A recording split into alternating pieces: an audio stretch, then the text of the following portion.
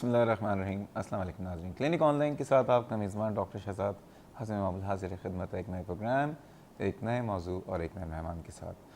ناظرین, اس دنیا میں جب انسان آتا ہے نا تو بہت سارے رشتے بنتے ہیں, دوستیاں ہوتی ہیں, محبتیں بانٹی جاتی ہیں, اور جہاں دوست ہوتے ہیں تو وہاں پہ دشمن بھی ہوتے ہیں. اب دشمن بھی دو طریقے کے ہوتے ہیں.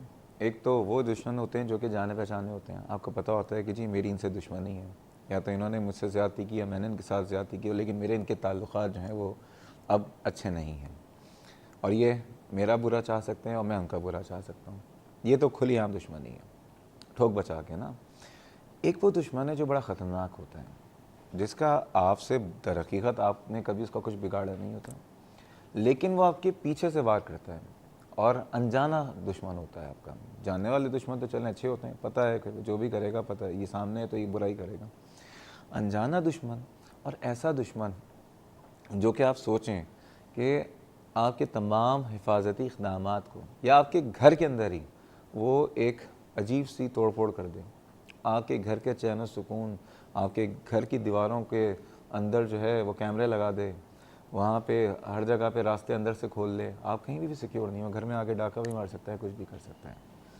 یا اگر یہی اسی طرح سے اگر ایگزامپل لے لیں کہ اگر کوئی ایسا دشمن ہو ملک کا جو کہ ملک پہ حملہ اس طرح سے کرے کہ ملک کی سلامتی کو کمزور کر دیں, مثلا ملک کے جو آرمی ہے, رینجرز ہے, پولیس ہے, ڈیفنس ہے, سب کو کمزور کر دے, تو ظاہر بات ہے اس ملک کی سلامتی بڑے خطرے میں آ جاتی ہے. اب ہمارے جو ہم انسان جو ہے نا, ہم بھی ایک پورا کا پورا ایک سمجھ لیجیے ایک دنیا ہے, ایک ملک ہے, ہمارے اندر بھی اللہ تعالیٰ نے ایک ڈیفنس سسٹم بنایا ہوا ہے, اور وہ ڈیفنس سسٹم جو ہوتا ہے وہ مشتمل ہوتا ہے وائٹ بلڈ سیلز کے اندر, اس میں نیوٹروفلز ہیں, لیمفوسائٹس ہیں, اسی طرح جس طرح سے کہ ہمارے یہاں آرمی, پولیس, رینجرز ہوتی ہیں.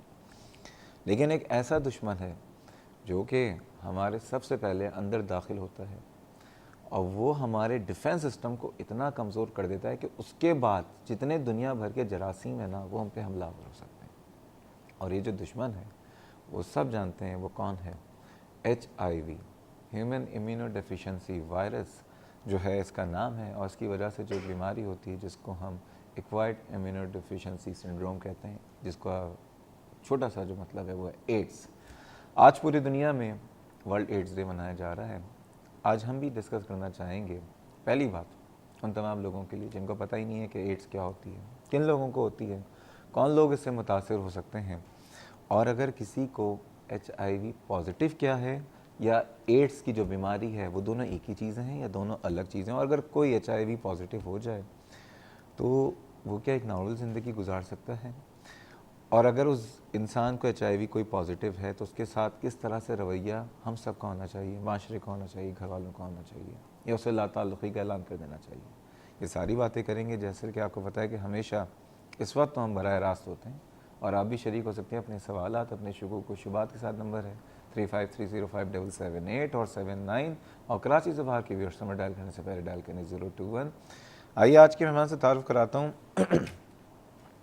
اس ملک کا ایک طب کے دنیا کا بہت بڑا نام ہے, اور واقعی انہوں نے اس ملک کی جتنی خدمت کی ہے نا, ہمارے یہاں بدقسمتی یہ ہے کہ ہم نے دوسرے تمام جو ایریاز ہیں لوگوں کو ریوارڈز دیے ہیں, لیکن ہم نے طب کی دنیا میں ہمارے پاس خوش قسمتی سے ایسے بڑے لوگ موجود ہیں جنہوں نے اس ملک کے لیے اپنی زندگیاں وقف کیں, اس ملک میں رہے, اس ملک کے لوگوں کی خدمت کی اور آج تک کر رہے ہیں.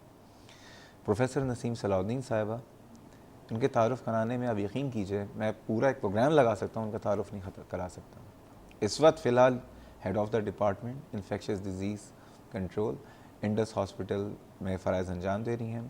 پاکستان میں سب سے پہلے جو HIV کا مریض ڈائیگنوز ہوا, HIV ایڈس کا, تو اس کی جو ٹریٹمنٹ تھی وہ ڈاکٹر صاحبہ نے 80s کی بات ہے, سب سے پہلے ان کے پاس ہی وہ ٹریٹمنٹ کے لیے آئے, اور اس کے بعد ان کی بہت ریسرچ ہیں, بہت ایکسپرٹیز ہیں, اور آج تک نئے ریسرچز میں ابھی بھی لگی رہتی ہیں. السلام علیکم. السلام علیکم. کیسی ہیں؟ شکریہ. Thank you so much first of all Thank کہ you. آج آپ اس پروگرام میں آئیں اور ہماری عزت افزائی کی. یہ بتائیے سب سے پہلے HIV اور ایڈس ان دونوں میں کیا فرق ہے؟ یہ جواب دینے سے پہلے میں کہوں گی کہ آپ نے جو یہ کمپیریزن دیا HIV ایڈس وائرس اور جو عام زندگی میں شہر کے اوپر جو حملہ ہوتا ہے کسی دشمن سے، وہ بڑا اچھا مقابلہ آپ نے بتایا ہوا ہے. بالکل پرفیکٹ. اتنا اچھی طرح سے لوگ سمجھ جائیں گے کہ ایک وائرس کیسے قوت مدافعت انسان کے بدن میں کرتا ہے، اس کے کیا کیا اثرات ہوتے ہیں. جو موقع پرست انفیکشنز ہوں جیسے کہ ٹی بی یا فنگل انفیکشنز وغیرہ، وہ اس کے اوپر حاوی ہو جاتے ہیں. بہرحال آپ نے جو سوال پوچھا، پہلے تو بات جی آپ بیٹھی ہیں تو شاید اس لیے زبان سے منہ نکل گیا.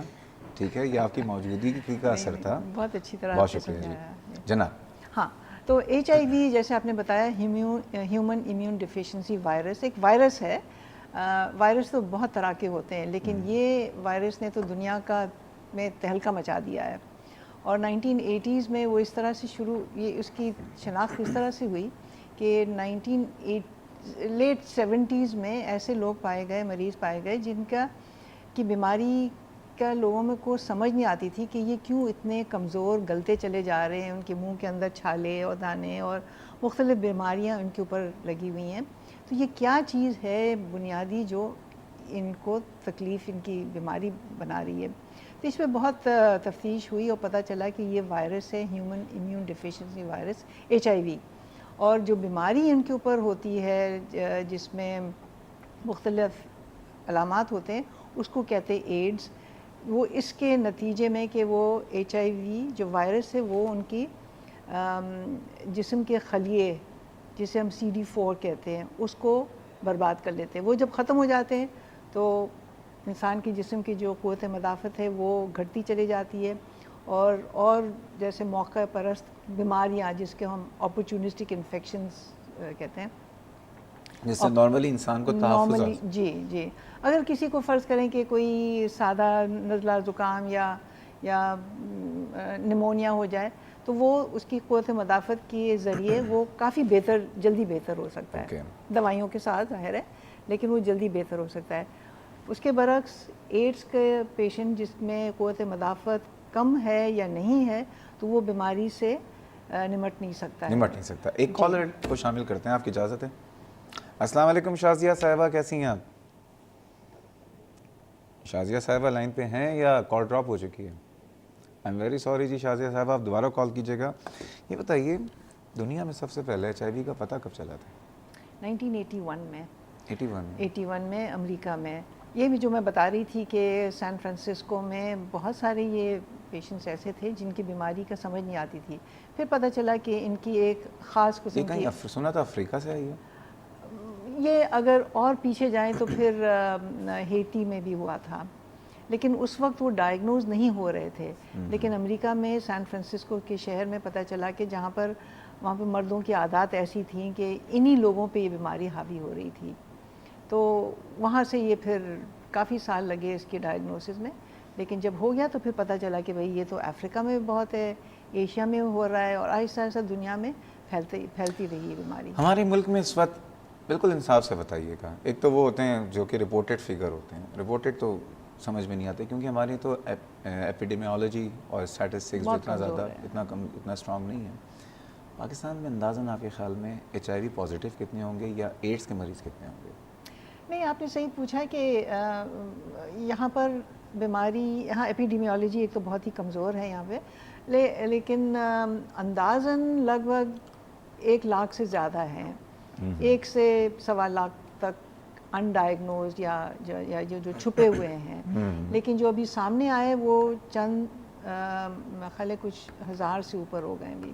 ان میں سے 500 ایسے ہیں، لگ بھگ 500 جن کا علاج اس وقت چل رہا ہے. تو یہ سامنے آئے. ہاں، لیکن جن کے بارے میں ہمیں پتہ ہے ڈائیگنوسس ہو گیا ہے لیکن علاج نہیں ہو رہا ہے، اس کی کچھ وجوہات ہیں کہ ہر مریض کو یکساں ٹریٹمنٹ نہیں ملتی ہے. وہ کچھ ایسے حالات ہوتے ہیں جب ہم ٹریٹمنٹ شروع کرتے ہیں. ان حالات پہ ہی بات کرتے ہیں. ایک کالر دوبارہ موجود ہیں. سائمہ صاحبہ السلام علیکم. السلام علیکم. وعلیکم السلام، کیسی ہیں آپ؟ ٹھیک ہیں؟